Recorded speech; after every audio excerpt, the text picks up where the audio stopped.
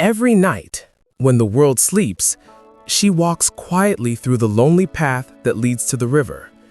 In her hands, a small clay bowl filled with herbs and flowers. Her long black hair shines under the moonlight. The villagers whisper about her. They call her the Midnight Girl. They say she serves the spirits that live in the water.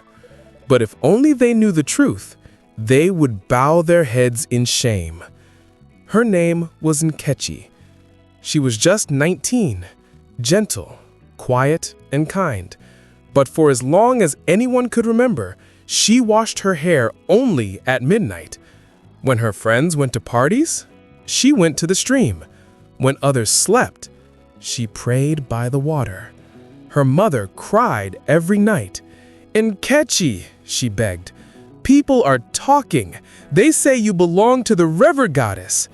But Nkechi would only smile and whisper, "Mama, one day you will understand." No one knew what she mixed in that clay bowl. No one dared to follow her, but they all saw her hair, black, shiny, beautiful, like flowing silk. And the more it glowed, the more the people feared her. The truth began many years ago. When Nkechi was just 8, she fell terribly ill. Her hair fell out in clumps. Her skin turned pale. Doctors couldn't explain it. Every medicine failed. Her mother carried her from one hospital to another, from one pastor to another, but nothing changed. One night, as her mother sat crying outside their hut, an old woman dressed in white passed by. Her eyes glowed softly like the moon. She said in a gentle voice, "If you want your daughter to live, take her to the river when the moon is full. Wash her head with these herbs, but only at midnight, never before dawn." She handed the mother a small calabash of herbs and vanished into the darkness. The mother did as she was told. That night, under the cold silver moon, she washed Nkechi's head by the river, silently, tearfully. By morning, the child was breathing easily again. Her fever was gone. Within 7 days, her hair began to grow, thick, healthy, and dark as night. From that day, Nkechi made a vow. She would keep that midnight ritual forever. It was her thank you to the mysterious woman who saved her life. But people never understand what they fear. One day, a young boy drowned near that same river. The villagers were heartbroken and angry. They began to whisper again. "It's that midnight girl," they said. "She's using human blood to keep her beauty." Soon the whispers became shouts. They gathered at her house, banging on her door. "Come out, witch! Confess your sins before we banish you!" Her mother tried to protect her, crying and kneeling before them, but they pushed her aside. The village chief appeared and said, "If your power is from the light, show us tonight. But if it's from darkness, you must leave this land." Nkechi didn't argue.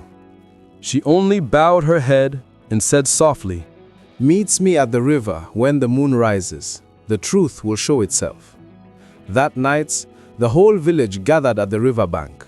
Men held their lanterns high. Children clung to their mothers. The chief stood in silence, watching. Nkechi stepped forward. She wore a simple white wrapper, and her hair hung loose over her shoulders. The moonlight touched her skin, making her look almost unreal. She knelt by the river and dipped her hands into the water. Then she whispered a quiet prayer. Her voice trembled. "O river that gave me life, show them that I belong to you in peace, not in fear." She began washing her hair slowly, pouring the herbal mix from her clay bowl into the stream. Suddenly, the water began to glow. Soft light spread across the river like silver fire. The people gasped. They saw their reflections glowing in the water. They felt warmth on their faces, not heat, but peace. The air smelled like fresh rain and blooming flowers.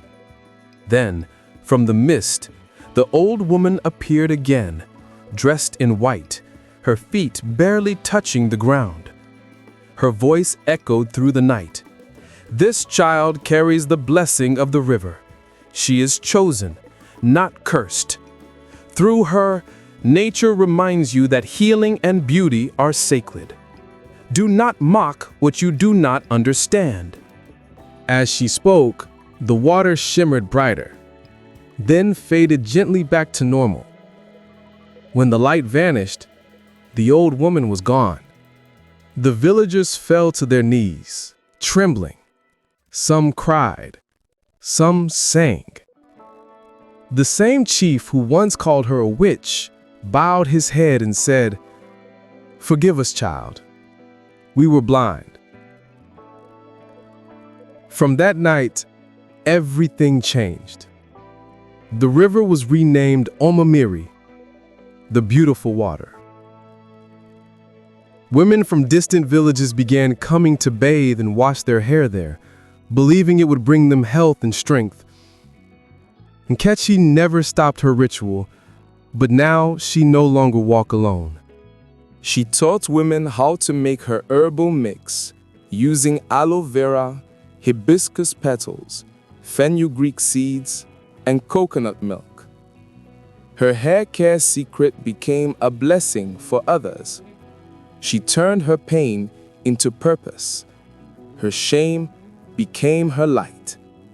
And even many years after she passed, people still tell her story. The girl who washed her hair only at midnight. They say that on nights when the moon is full, the river still glows softly, and the air smells of fresh rain and flowers, as if the spirit of the river still watches over her. Sometimes, the rituals they mock are the very things that save us. Respect nature. Honor your roots. Because miracles don't always come from the sky.